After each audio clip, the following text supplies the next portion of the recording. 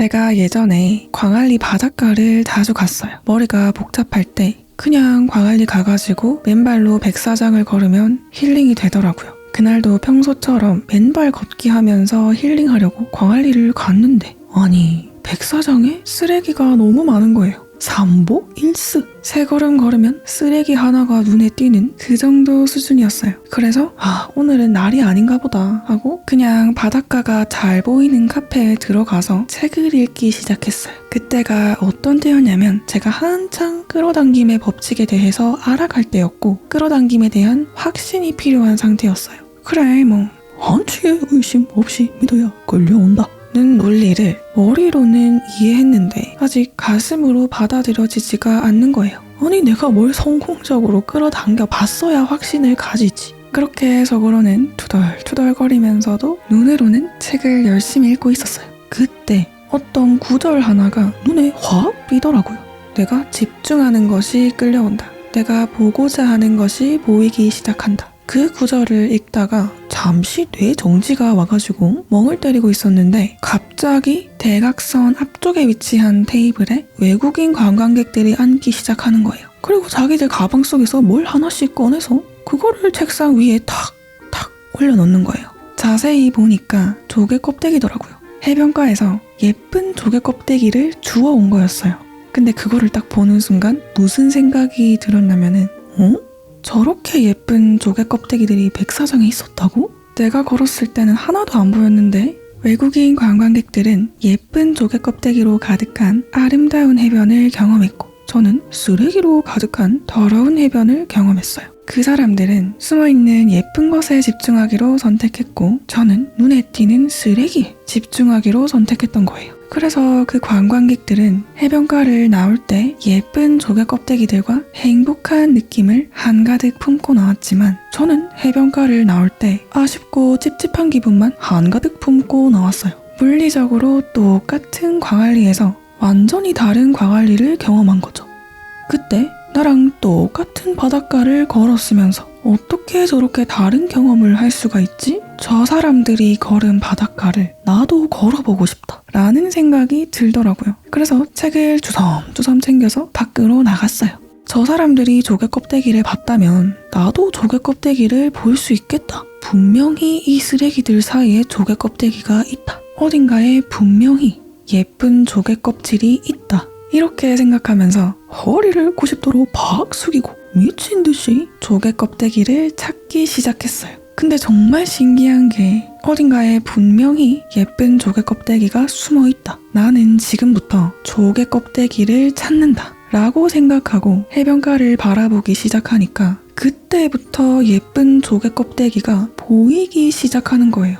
심지어 조개 껍데기를 찾는 데 집중하기 시작하니까 물리적으로 제 시야에 있었던 쓰레기가 보이지 않기 시작했어요. 그 경험이 너무 신기하고 재밌어서 조개 껍데기를 계속 줍다 보니까 어느새 손이 꽉 차 있더라고요. 그래서 껍데기 줍는 거를 잠시 멈추고 손에 가득 담겨있던 알록달록한 조개 껍데기들을 가만히 감상했어요. 그때 갑자기 울컥하더라고요. 쓰레기밖에 없는 것처럼 보였던 백사장에서 예쁜 조개 껍데기를 이렇게나 많이 찾았네.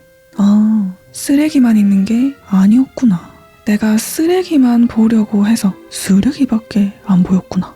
내가 생각 없이 걸었던 백사장 아래에 이렇게 예쁘고 아기자기한 조개 껍데기들이 숨어 있었는데 내가 이것들을 보려고 하지 않아서 안 보였던 거구나. 보려고 해야 보이기 시작한다는 책 속의 구절이 드디어 가슴으로 이해가 되기 시작하더라고요. 제가 카페를 들어갔다가 나온 사이에 광안리의 백사장이 물리적으로 바뀐 걸까요? 아니요. 모든 것이 그대로인 상태에서 마음의 초점만 바꿨을 뿐인데 물리적으로 똑같은 광안리에서 완전히 다른 광안리를 경험한 거예요. 물론 조개 껍데기를 찾는 동안에도 간간히 쓰레기가 보이기는 했어요. 그런데 그 쓰레기가 이전만큼 거슬리지가 않더라고요. 쓰레기에 강하게 집중할 때는 쓰레기가 너무 거슬렸는데 예쁜 조개 껍질에 집중하기 시작하니까 쓰레기는 그냥 예쁜 조개 껍데기를 찾는 과정에서 만나게 되는 무언가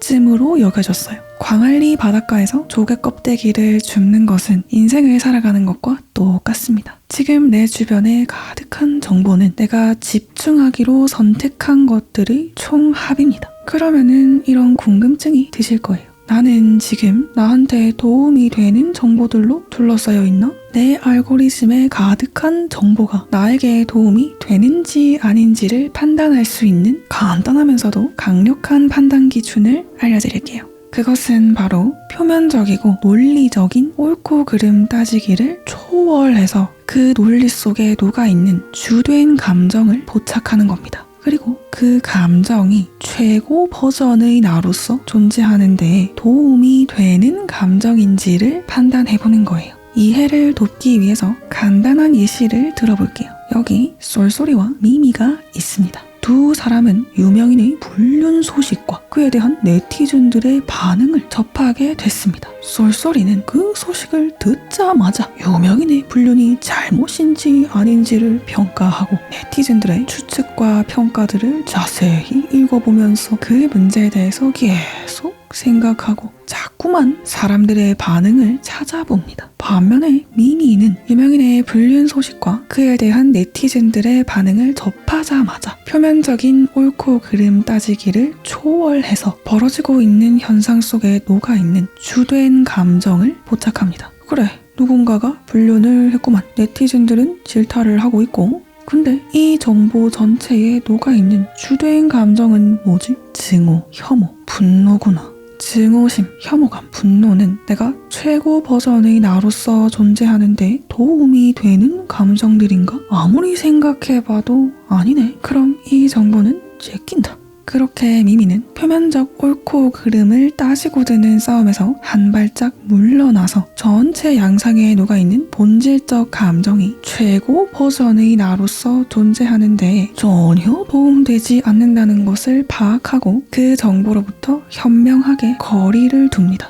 혼란스러운 정보의 홍수 속에서 나의 에너지를 지혜롭게 지키는 방법은 바로 미미처럼 행동하는 것입니다. 표면적인 옳고 그름, 양극단의 싸움판을 초월해서 그 속에 들어있는 알맹이적인 감정에 주목하고 그 감정 상태가 나의 에너지를 고양하는 데에 도움이 되는가 아닌가를 판단해보는 거예요. 아니, 그러면 부정적 감정이 담긴 소식은 아예 보지 말라는 거야? 부정적 감정이 담겨 있어도 유익한 소식이 있을 수도 있잖아 라는 의문이 드실 거예요. 그게 당연합니다. 내가 되고자 하는 나로서 존재하는데 증오, 혐오, 분노 같은 감정이 도움이 된다면 그 정보를 수용하면 됩니다. 사회적 억압에 대해서 반발하며 울분을 터뜨리는 힙합 가수, 사회풍자적인 컨텐츠를 만드는 크리에이터, 고질적인 편견을 깨고자 하는 예술가, 사회 문제를 비평하는 정의로운 사람들에게는 분노, 증오, 반발심 등의 감정들이 오히려 필수적입니다. 그 감정을 원료로 삼아야만 움직일 수 있기 때문이에요. 분노를 원동력으로 삼아서 자신의 고유성을 발현하는 존재는 우주 전체 입장에서 꼭 필요한 고마운 존재입니다. 하지만 내가 되고자 하는 나로서 존재하는데 분노, 증오 등의 감정이 전혀 도움되지 않는다면 그 정보로부터 거리를 둬야 합니다. 평화주의 시위를 개최하는 사람들은 오직 평화, 사랑, 포용에 대한 정보만을 흡수하면서 사랑의 현현, 평화의 현신으로서 존재해줘야 하고 사회의 지배적인 집단의식 때문에 표현의 자유를 억압당한 사람들은 분노, 증오, 반발심을 원동력 삼아서 사회 현상을 날카롭게 꼬집고 비판하는 행동을 해줘야 합니다. 선악 개념을 떠나서 우주 전체의 균형과 조화를 위해서는 양극단을 지향하는 사람들이 반드시 존재해줘야만 하기 때문입니다. 즉, 분노 자체가 잘못된 감정이라는 게 아니에요. 분노는 어떤 사람의 여정에는 전혀 도움이 안 되지만 어떤 사람에게는 강력한 원동력이 될 수 있습니다. 그렇기 때문에 부정성이 담긴 정보를 무조건적으로 멀리할 게 아니라 나라는 고유한 영혼의 여정에 부정의 원료가 도움이 될지 안 될지를 판단해야 하는 거예요. 판단 기준을 외부적 옳고 그름에서 나로 옮겨야 되는 겁니다.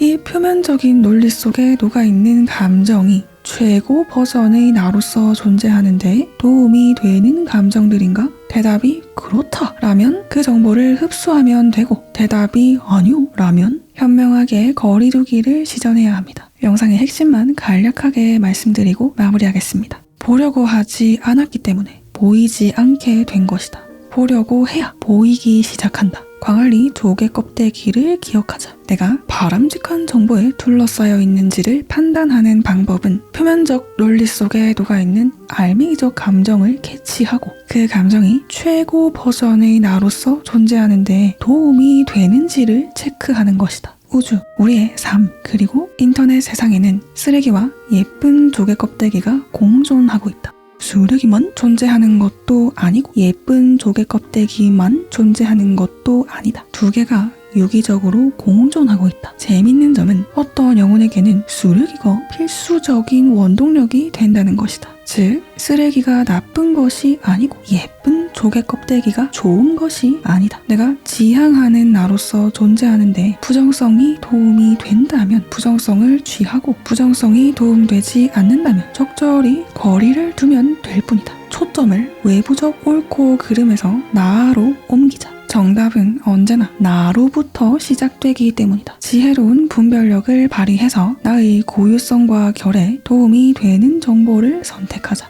여러분, 나는 어떤 정보에 둘러싸여 있나요? 그 정보들 속에 녹아있는 주된 감정은 내가 최고 버전의 나로서 존재하는데 도움이 되는 감정들인가요? 한번 차분하게 생각하는 시간을 가져봅시다. 나 자신을 위해서. 이 영상을 시청하고 있는 모든 또 다른 나들이 나 자신을 최고 버전의 나로 빚어주는 정보들에 둘러싸인 채로 봄꽃처럼 나의 고유성을 꽃피우셨으면 좋겠습니다. 긍정성을 통해서 빛나게 되는 영혼도, 부정성을 통해서 빛나게 되는 영혼도 모두 응원하겠습니다. 감사합니다, 선생님들.